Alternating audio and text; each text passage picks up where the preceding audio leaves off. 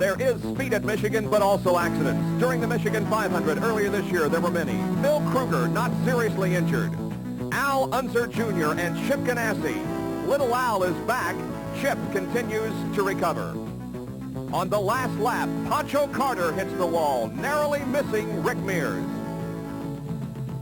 At the end of 250 laps, Mario Andretti beat Tom Sneva by 14 100ths of a second, the closest finish in IndyCar history.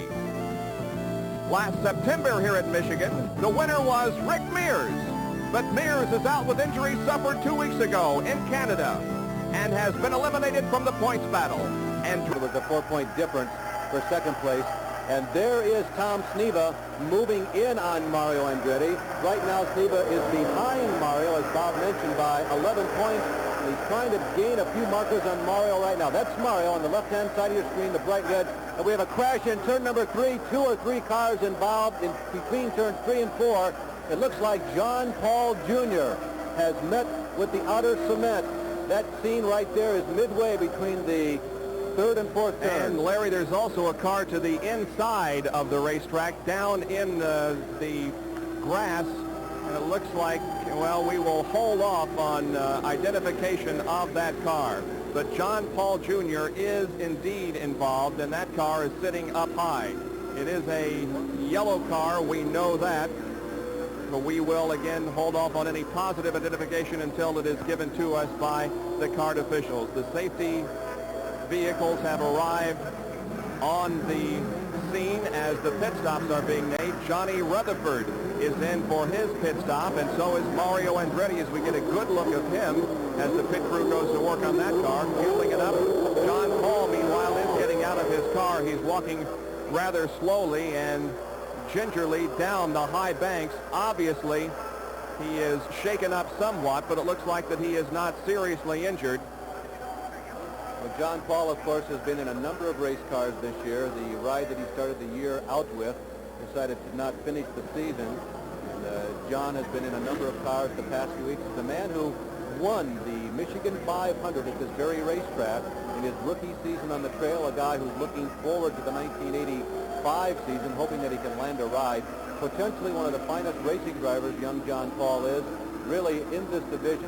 We mentioned he won his very first Michigan 500, the first time he'd been at this racetrack. He came to CART as an acknowledged and experienced road racer, and we are continuing to monitor the crash scene on the inside of turn number 4. And again, in the interest of accuracy, it is a yellow car. We have some speculation as to who it might be, but we really have not had any visual confirmation. This was an accident that occurred among cars running 10th through 14th, Bob. Championship Auto Racing Team officials have indicated that it is indeed Derek Daly in car number 17, that is toward the inside of the racetrack.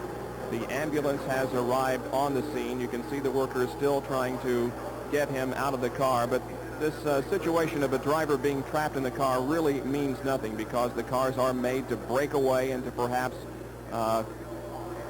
hold the driver in the car, but it doesn't mean that he has suffered any serious injuries. We certainly hope not, but we will keep our eye on that situation. So the yellow flag is out after 28 laps of the Detroit News Grand Prix. The leader is Johnny Rutherford, and most of the leaders have now been in for their pit stop.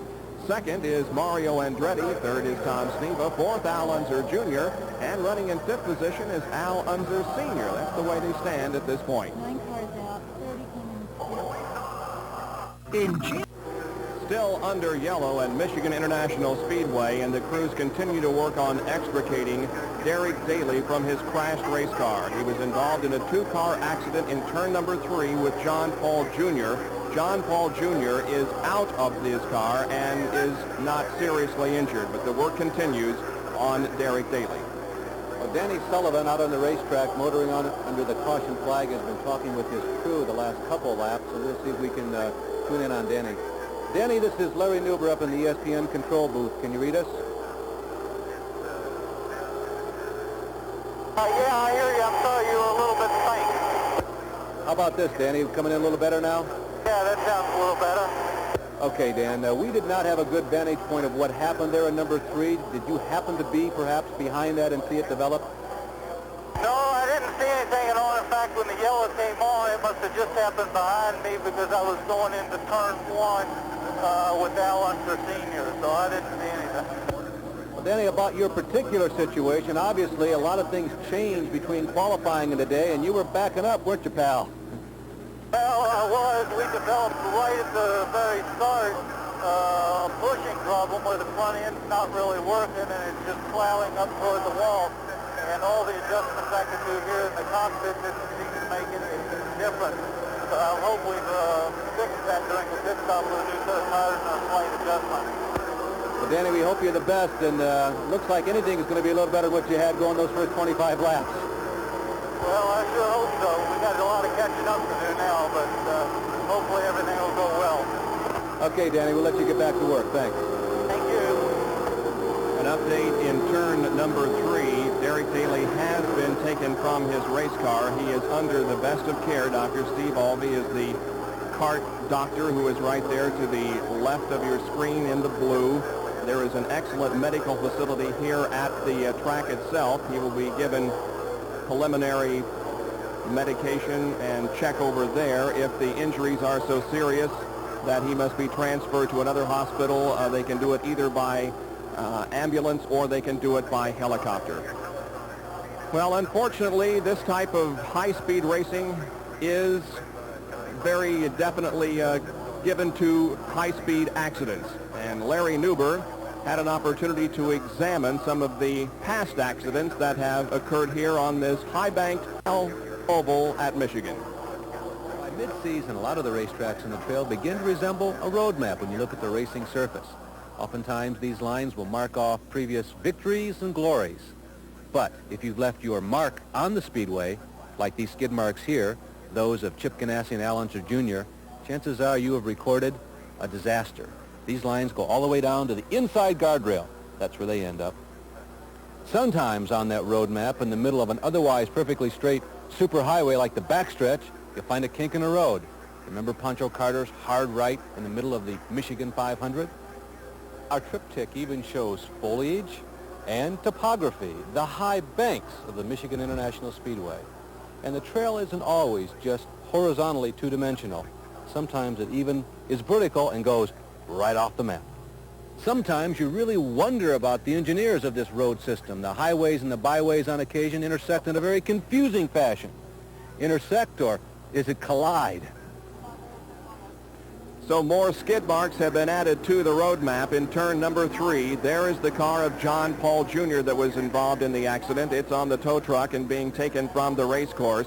Derek Daly's car is down to the inside of the racetrack. Derek has been taken from that car and is being transported right now in the ambulance. Let's review the top 10 as we have it with 32 laps completed now. Johnny Rutherford is your leader. Mario Andretti is second. Tom Sneva third. Al Unser Jr. fourth. And Al Unser Sr. is fifth. In the 6th position is Bobby Rahal. Danny and Gaius is 7th. Michael Andretti 8th. Pete Halsmer 9th. And Jose Legarza is running in 10th position. And the bad news that we have to give you is that it is beginning to rain again here at Michigan International as the raindrops are beginning to show on our booth and in the puddles down on the racetrack. We'll be right back with more. Once again at Michigan International Speedway, the weather isn't very much better. However, it is not raining. We do have quite a fog, though, that settled over this 2-mile racetrack.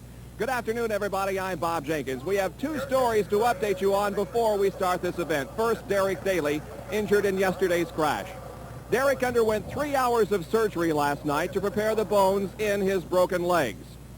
Besides that, he has a broken hand. He has the left leg in a cast. The good news is that there are no internal injuries and there are no head injuries.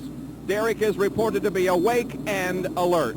With me is Larry Nuber, and the other story here is Johnny Rutherford, who set fast qualifying time and took off when the green flag dropped yesterday. Bobby really did. You know, Johnny's been strong all week long, but it was like days of old, really. Rutherford in a yellow race car. Remember all the races he won back in 1980 in a yellow Pennzoil-sponsored machine? Also recall that his 2 Indianapolis victories have come in a car that was painted, well, a yellow-orange, golf orange, if you will. But Rutherford not only dominated in the practice as well as qualifying, dominated in the race.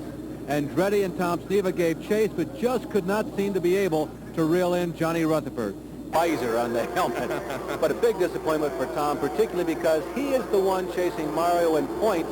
He needed the points more than Andretti did, at least to this point of the season here at the Michigan International Speedway. And a couple of other questions are answered. The Lola streak continues. It's now 8. And Mario Andretti does go over $3 million in career earnings. The winner's share of this purse is $31,063.